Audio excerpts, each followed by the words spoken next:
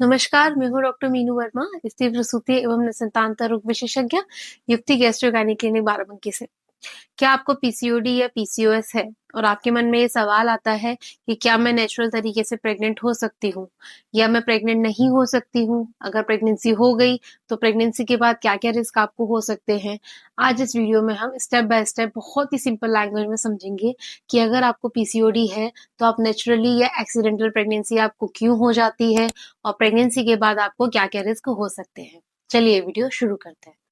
सबसे पहले हम पीसीओडी में बहुत ही बेसिक सा फंडा समझते हैं कि पीसीओडी किसे कहते हैं।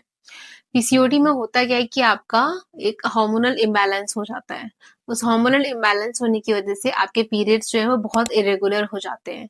कई लोगों को बहुत जल्दी-जल्दी पीरियड्स आने लगते हैं और कई लोगों को बहुत ओवरड्यू होके यानी कि 15 दिन, 20 दिन, हफ्ता भर ऐसे ओवरड्यू होके आपके पीरियड्स आते हैं। आपके बॉडी में एंड्रोजन की मात्रा ज़रूरत से थोड़ी-सी ज़्यादा हो जाती है, तो कई जो फीमेल्स होती हैं उनको फेशियल हेयर्स का, एक्ने का ये सब प्रॉब्लम हो जाता है।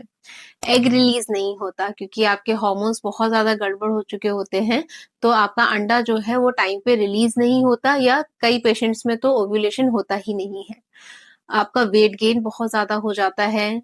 कई पेशेंट्स में लीन पीसीओएस होता है, बहुत ही दुबले मरीज़ होते हैं, उनको भी पीसीओडी होता है। तो यहीं से कन्फ्यूज़न शुरू हो जाती है जब आपके पीरियड्स इरेगुलर नहीं होंगे, ओवरड्यू होके आएँगे, तो आपको लगेगा कि कहीं प्रेगनेंसी तो नहीं हो गई है। अब हम समझते हैं कि पीसीओडी में प्रेगनेंसी का रिस्क कैसे होता है। जैसे कई पेशेंट्स को पीसीओडी है, उन लोगों को पीरियड्स बहुत इरेगुलर होके आते हैं या ओवरड्यू होके आते हैं, तो उनको अपना डेट कंफर्म नहीं होता। तो उनको लगता है कि पीरियड्स मेरे चढ़ गए तो चढ़ के आएँगे तो प्रेगनेंसी तो हो ही नहीं सकती। या उन लोगों ने सुन रखा होता है कि पीसीओडी में नेचुरल तरीके से प्रेगनेंसी नहीं होती क्योंकि अंडा रिलीज़ नहीं होता। ये बहुत बड़ी गलत धारणा है। अंडा रिलीज़ नहीं होना, ज़ीरो ओव्यूलेशन पीसीओडी में नहीं होता है।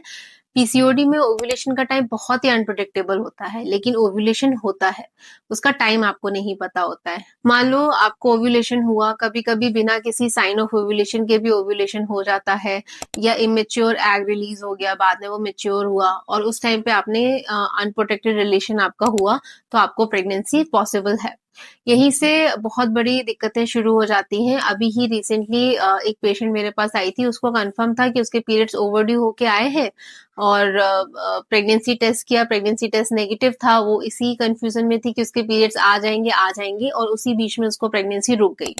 तो टाइम कंफर्म नहीं था और उसको पता नहीं था उसका पीरियड्स कब आएगा। उस बीच में उसको प्रेगनेंसी रुक गई, उसको पीरियड्स चाहिए थे क्योंकि उसके कुछ एग्ज़ाम थे। शी टूक सम मेडिसिन और उसके बाद उसको बहुत ज़्यादा ब्लीडिंग शुरू हो गई और जब उसने अल्ट्रासाउंड कराया तो उसको 8 हफ्ते की प्रेगनेंसी थी। तो ये कन्फ्यूज़न बहुत ज़्यादा होती है। अगर ऐसा भी कुछ आपको लगता है तो आपको तुरंत अपने डॉक्टर से मिलना चाहिए। अब हम समझते हैं कि पीसीओडी में ओव्यूलेशन इतना अनप्रेडिक्टेबल क्यों होता है? क्योंकि होता क्या है पीसीओडी में आपके हार्मोन्स बहुत ज़्यादा इरेगुलर होते हैं, आपकी बॉडी में एंड्रोजन की मात्रा बहुत ज़्यादा होती है, आपके अंडे बहुत छोटे-छोटे फॉलिकल्स डेवलप हो रहे होते हैं और उस वजह से एस्ट्रोजन का अमाउंट जो है वो बॉडी में बहुत ज़्यादा बड़ा होता है। तो आपको टाइमली ओव्यूलेशन नहीं होता। टाइमली ओव्यूलेशन नहीं होगा तो आपके पीरियड्स भी ओवरड्यू होके आते हैं। जब लगातार एक पोजीशन रहती है, कई बार होता है कि अचानक से बिना किसी क्लियर साइन ऑफ ओव्यूलेशन के कई महीनों बाद ओव्यूलेशन हो जाता है और उस टाइम पे जब आप कांटेक्ट में रहते हैं तो आपको प्रेगनेंसी रुक जाती है। अब हम समझते हैं कि पीसीओएस में आपका अगर प्रेगनेंसी हो जाता है, एक्सीडेंटल प्रेगनेंसी अगर हो जाता है, तो उस प्रेगनेंसी के बाद आपको क्या-क्या कॉम्प्लिकेशन होने के रिस्क रहते हैं। अगर आपका पीसीओएस अनकंट्रोल है, अनकंट्रोल का मतलब है कि आपको पीरियड्स बहुत ज़्यादा इरेगुलर हैं, आपके बॉडी में हार्मोन्स बहुत ज़्यादा इरेगुलर हैं, इन स्पाइट ऑफ दैट आप प्रेग्नेंट हो गए हो, आपकी बॉडी में इंसुलिन रेजिस्टेंस बहुत ज़्यादा हुआ होता है, एंड्रोजन लेवल बहुत ज़्यादा हुआ होता है, तो ऐसे पेशेंट्स में आपको प्रेगनेंसी के दौरान आपको डायबिटीज़ होने का रिस्क रहता है, आपको ब्लड प्रेशर होने का रिस्क रहता है। मैंने कई पेशेंट्स को देखा है कि पीसीओडी के साथ जो पेशेंट कंसीव करते हैं, उनको प्रीटर्म डिलीवरी भी हो जाती है। 7वें महीने, साढ़े 7 महीने, 8 महीने में डिलीवरी हो जाएगी।